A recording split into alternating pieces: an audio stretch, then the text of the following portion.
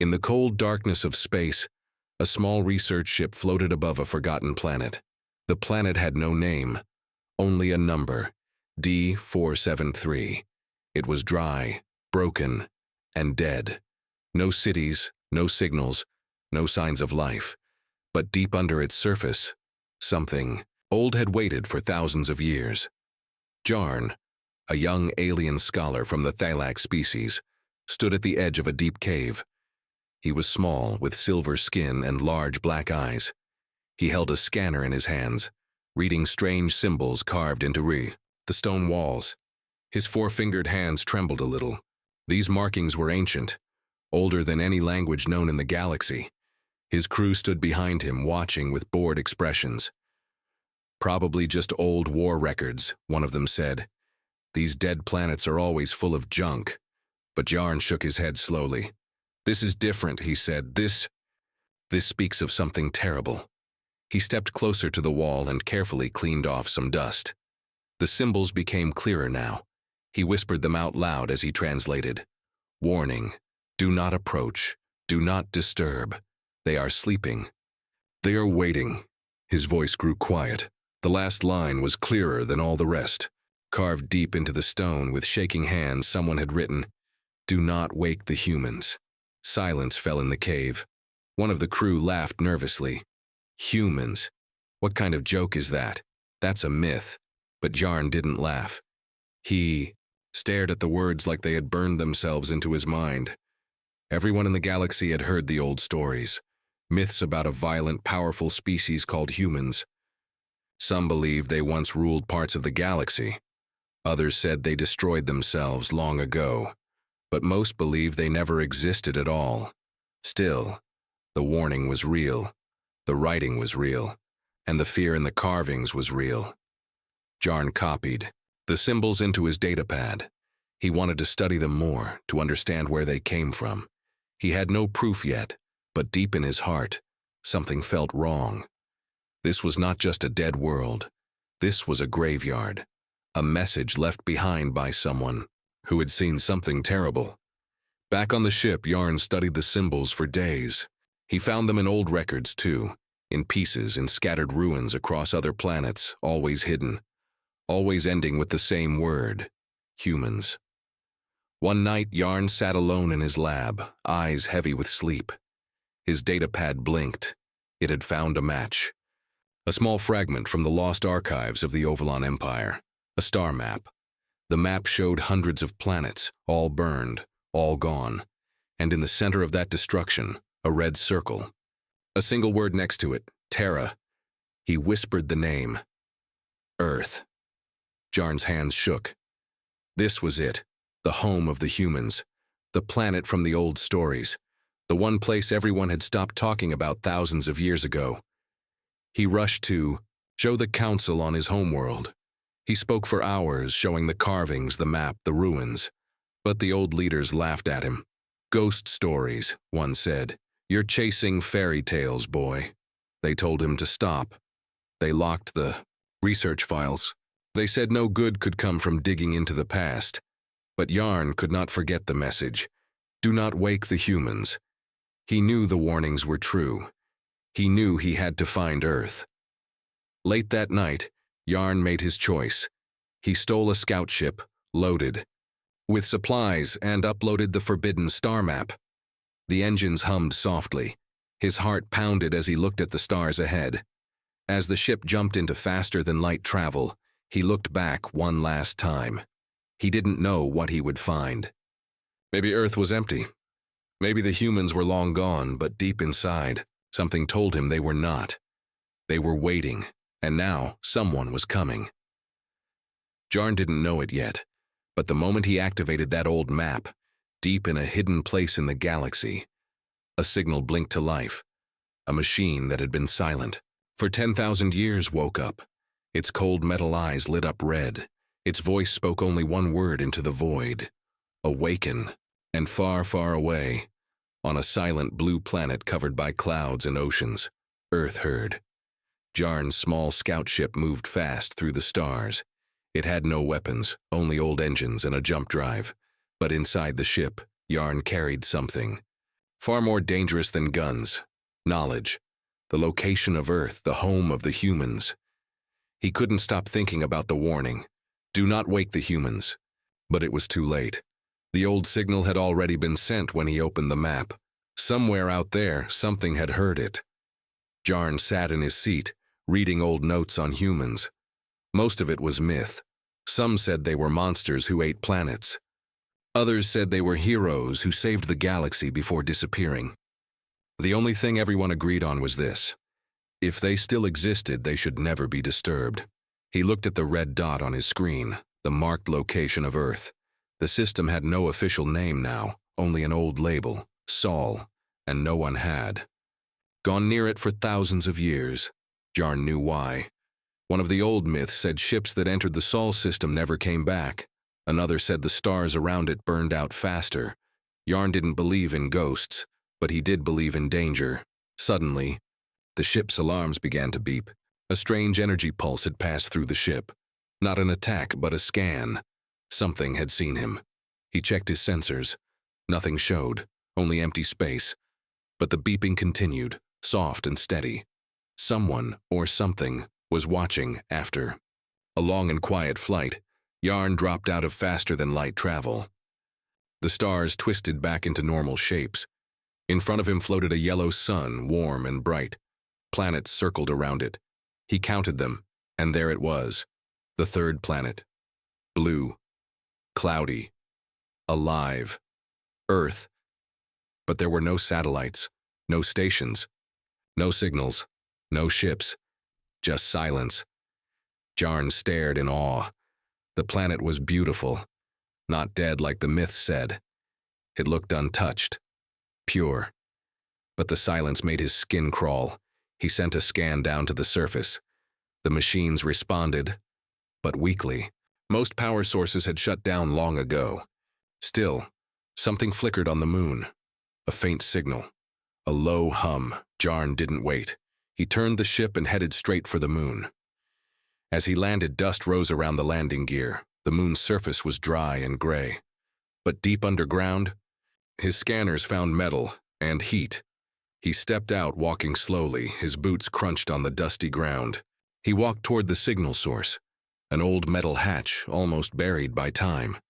He opened it. Stale air rushed out. The hallway inside was dark except for a few blinking lights. Jarn entered the ancient base, step by step. His helmet lights cut. Through the shadows.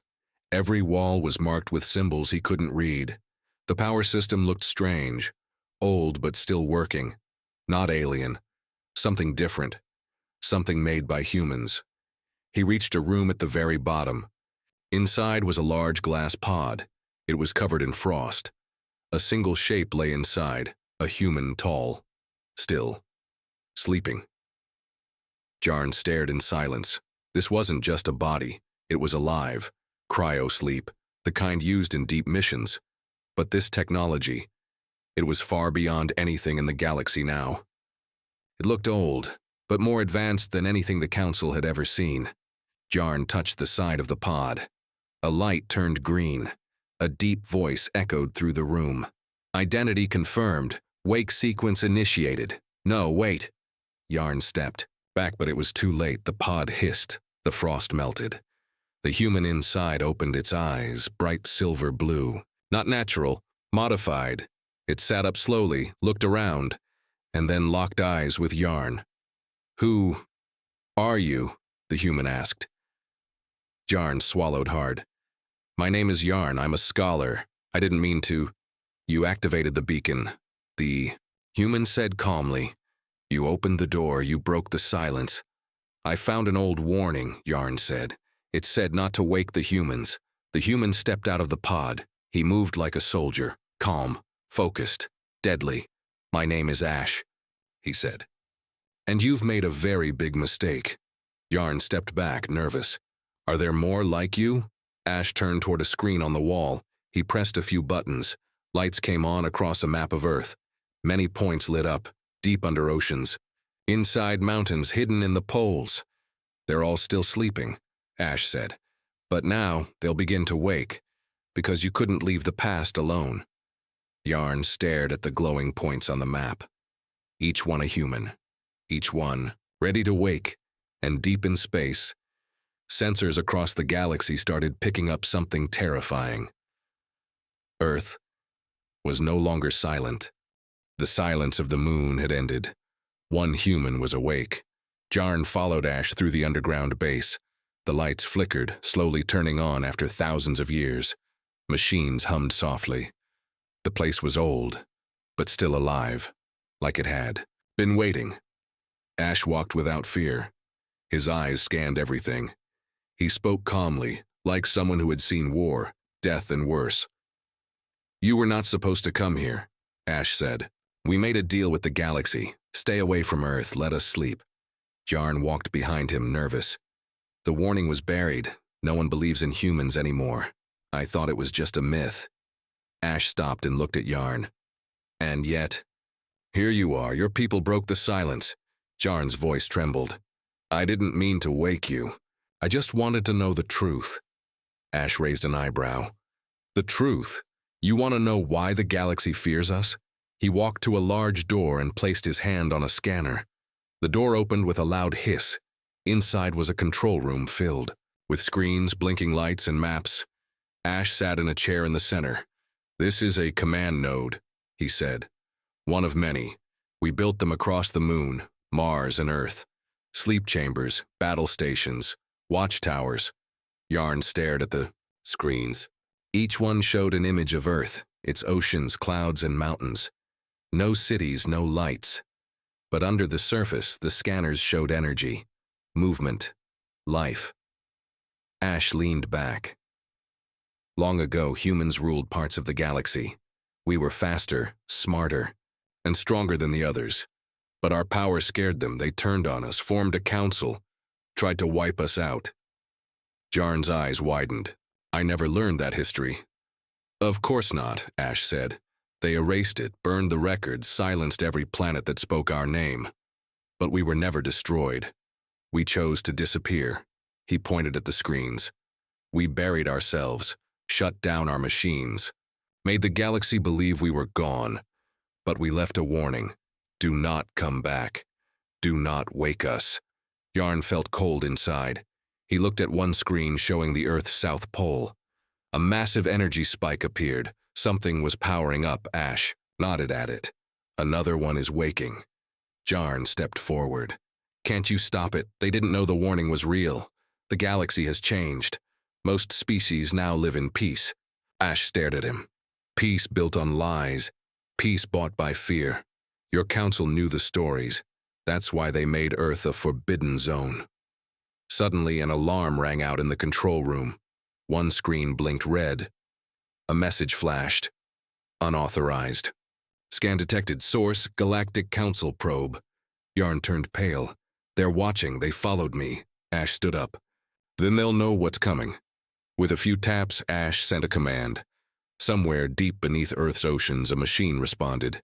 A ship, old and deadly, rose from its hiding place, water crashing off its surface. Jarn watched the screen, shocked. "You're activating a warship?" Ash nodded. "One for now. But they'll panic," Yarn said. "They'll think you're going to attack." Ash looked straight into Yarn's eyes. "Let them." For a moment, Yarn felt fear. Not because Ash had raised a weapon, but because he hadn't yet. Ash wasn't angry. He was calm, cold, and patient. Like someone who could destroy a planet and feel nothing. Jarn spoke softly. "What are you going to do?" Ash walked to the center of the room. "Send a message. They broke the treaty. Now, Earth speaks again."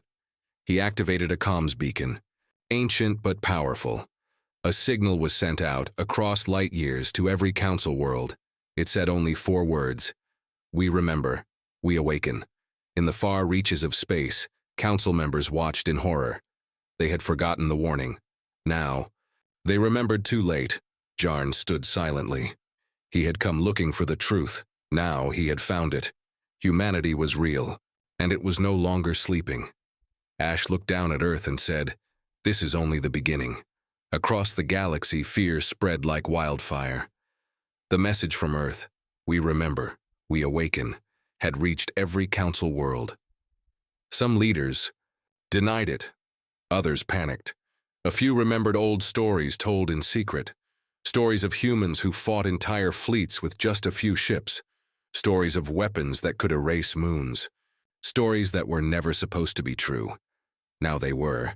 In a cold silver tower on the capital planet of the Council, a meeting was held in emergency.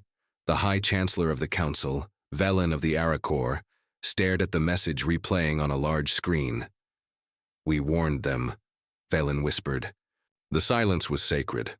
Around the table sat generals, advisors, and scientists from 10 different species. Their faces were pale, their voices were low. Even the strongest warriors looked unsure. One general stood. "This could be a trick. Maybe someone is pretending to be human." "No," said a scientist. "The energy signal came from deep under Earth's surface. It matches ancient records. Tech far older, and far more dangerous than anything we have." Another voice spoke.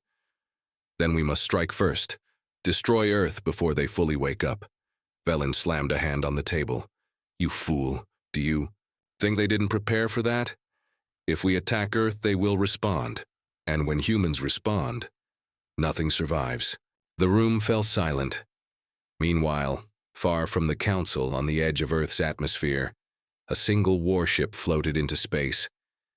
Its name was the Black Sun, built before the silence, hidden under the ocean for 10,000 years.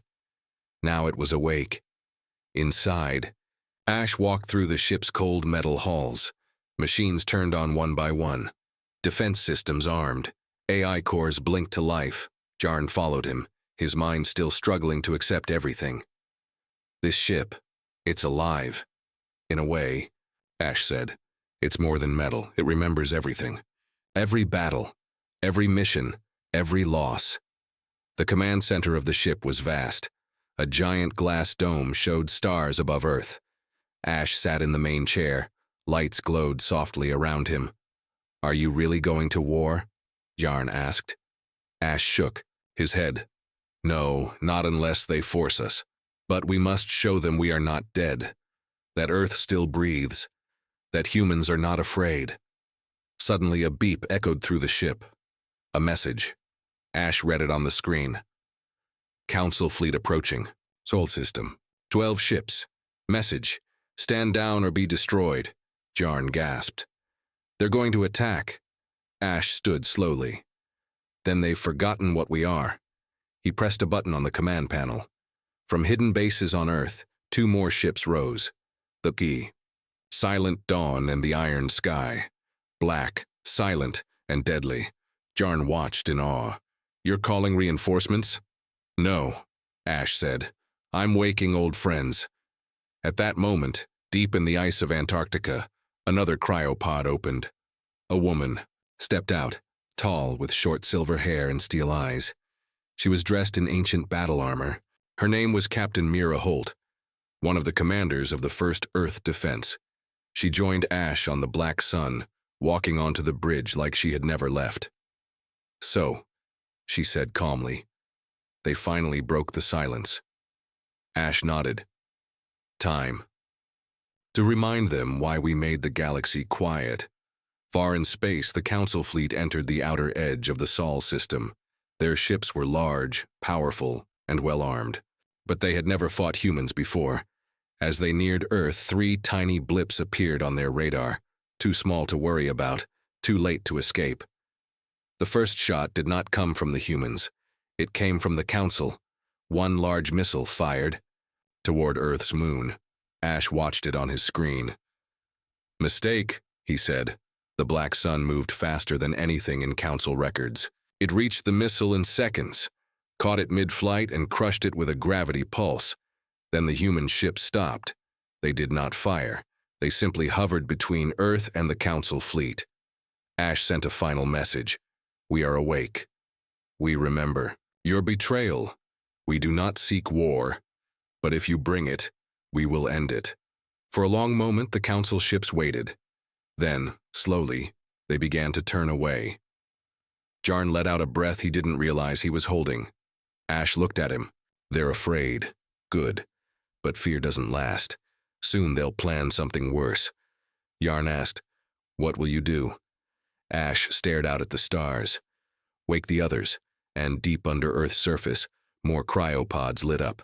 The humans were rising. The galaxy held its breath. The Council fleet had retreated, but only for now. They didn't expect Earth's response. They didn't expect the speed, the precision, or the silence.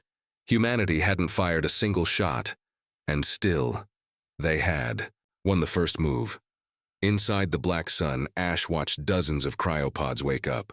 Across the Earth, in hidden bunkers, under oceans, and inside mountains, the sleeping humans stirred. Soldiers, engineers, scientists, some were thousands of years old. All of them had one thing in common. They remembered. Captain Mira stood beside Ash on the command deck. She crossed her arms, watching the screen. "They'll come again, next time, with more ships." Ash nodded. "Yes, and this time they won't leave so easily." Yarn paced the bridge nervously. Why not send them another message? Tell them Earth only wants peace? "They won't believe it," Mira said. "They fear us because they should. They know what we did the last time they tried to wipe us out." "But that was long ago," Yarn argued.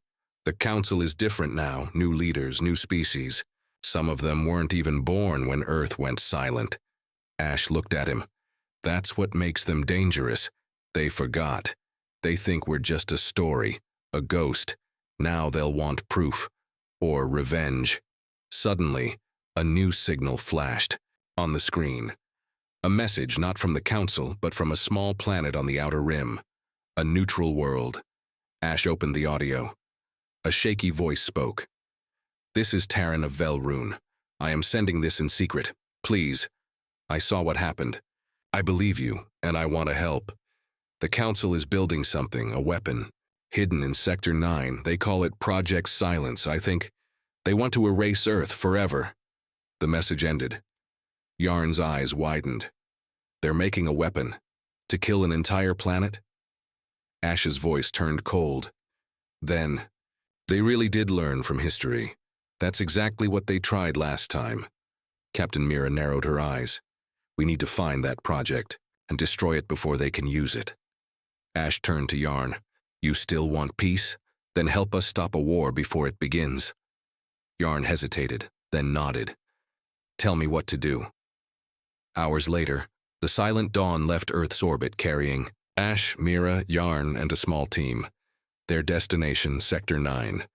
It was far deep in Council territory, but Ash knew how to move without being seen. As the ship traveled through jump space, Mira showed Yarn a map of the galaxy. "Back then," she said, "we didn't just fight the Council. We built peace with our enemies, taught them, protected them. And when the war ended, we vanished, so they could grow." "And now?" Yarn asked. Mira looked away. "Now, they're scared of their own shadow, and they forgot who taught them to walk. When the Silent Dawn dropped out of jump, they reached a dead system, Sector 9, a place with no suns, no planets, just darkness and cold. But in that darkness, something huge floated, black as space itself, a massive station, shaped like a claw reaching for the stars." Yarn gasped. "That's not a base, that's a cannon." Ash scanned it. "Planet killer class, energy core unstable. They're rushing its construction." Mira loaded the weapons. "If we're going to strike, it has to be now." They flew closer in stealth mode. No lights, no signal, just shadows in the dark. Inside the Council station, engineers worked fast. They didn't see the human ship approaching. They didn't hear the silent boarding pods. They didn't expect old ghosts to come walking through their halls. Ash and Mira moved like smoke. No alarms, no mistakes. Yarn followed, heart pounding.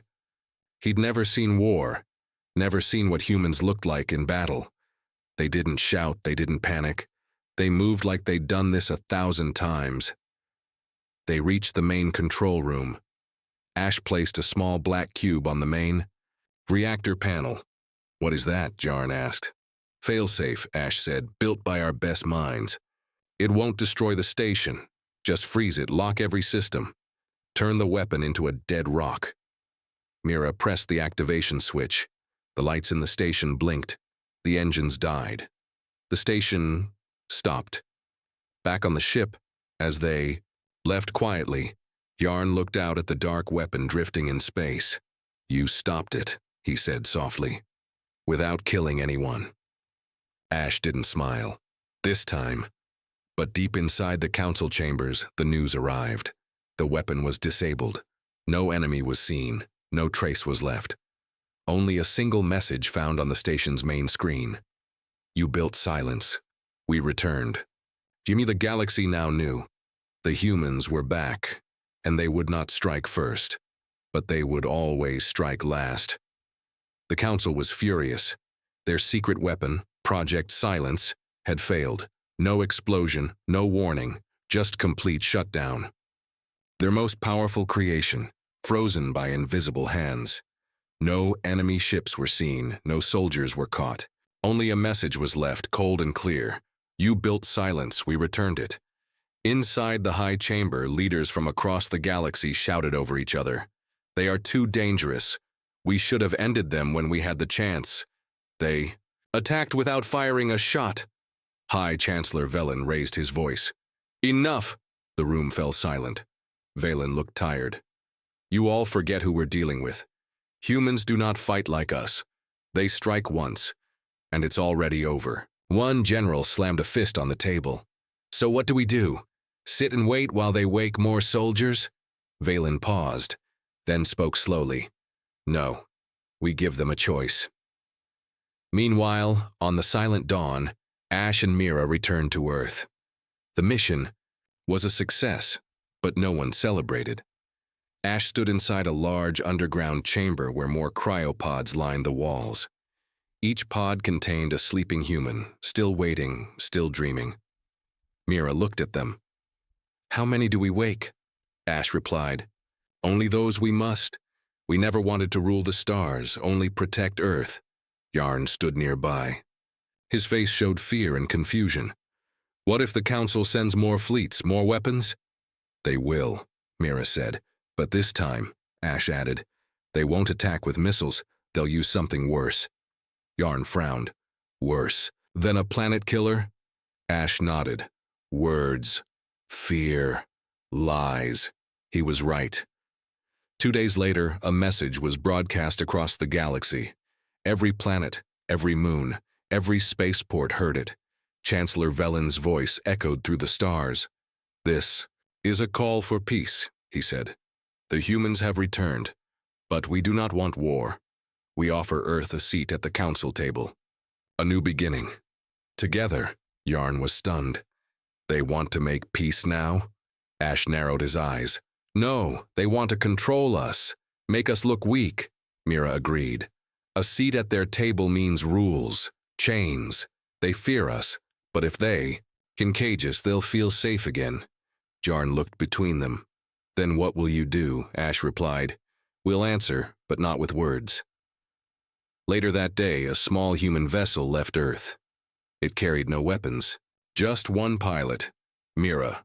Her mission: deliver Earth's response in person. She flew straight to the Council's capital planet, alone, unarmed. When her ship landed, thousands watched in silence. Council soldiers surrounded the landing zone. Cameras floated in the air.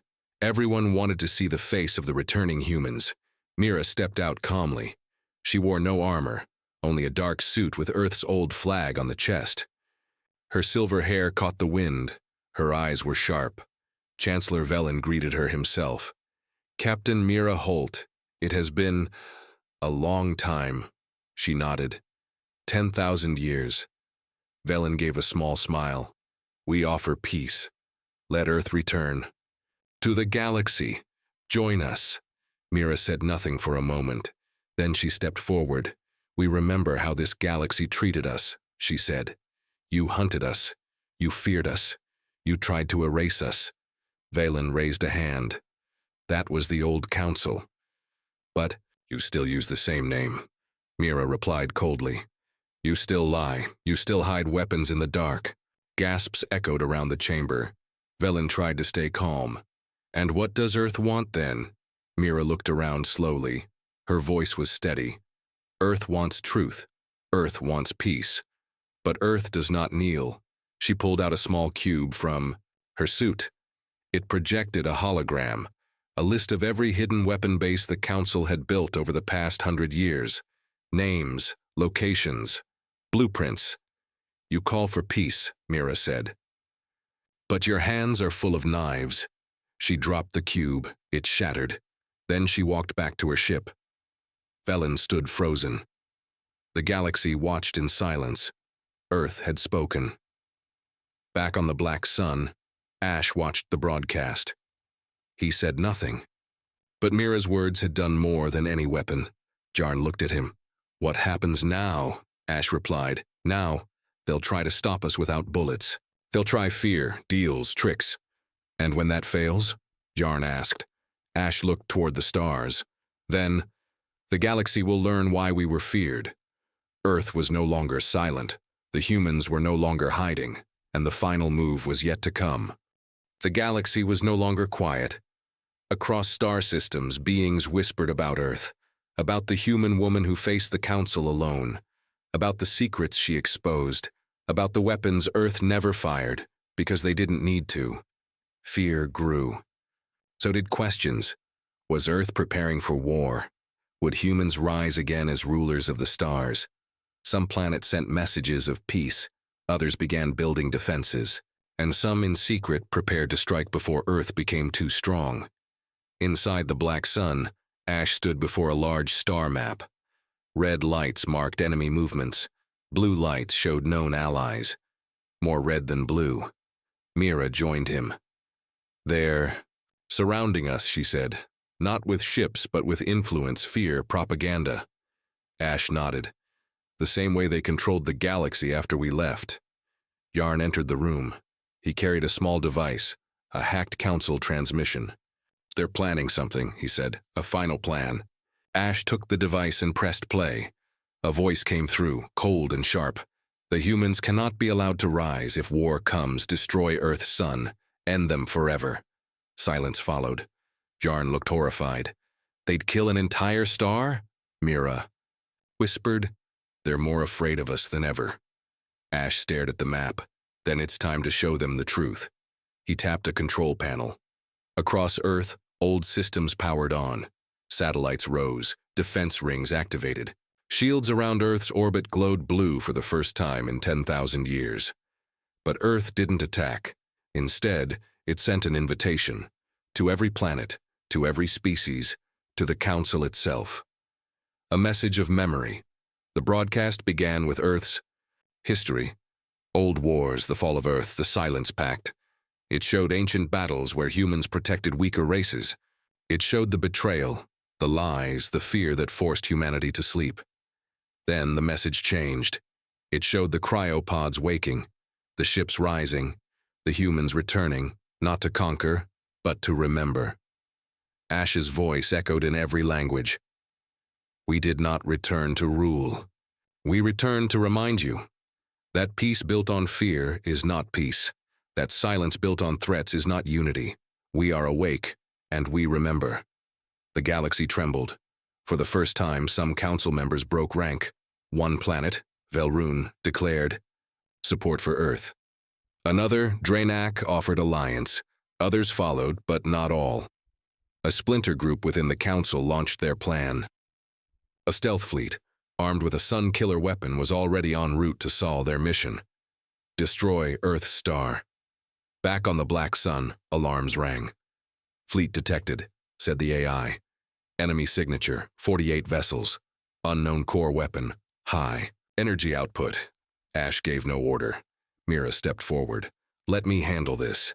She took command of the Iron Sky, another ancient Earth warship now fully reactivated. Launched into deep space with two others, the Void Serpent and the Ember Dawn. They reached the enemy fleet before it entered the solar system. Jarn watched through the ship's screen. What happens now? He asked. Ash said quietly. Now, they learn what we never forgot. In space, the battle began. But it wasn't a battle, it was a lesson. The enemy fleet fired first. Missiles, plasma beams, star splitters. The human ships didn't run, they didn't fire back, not at first. They moved like ghosts.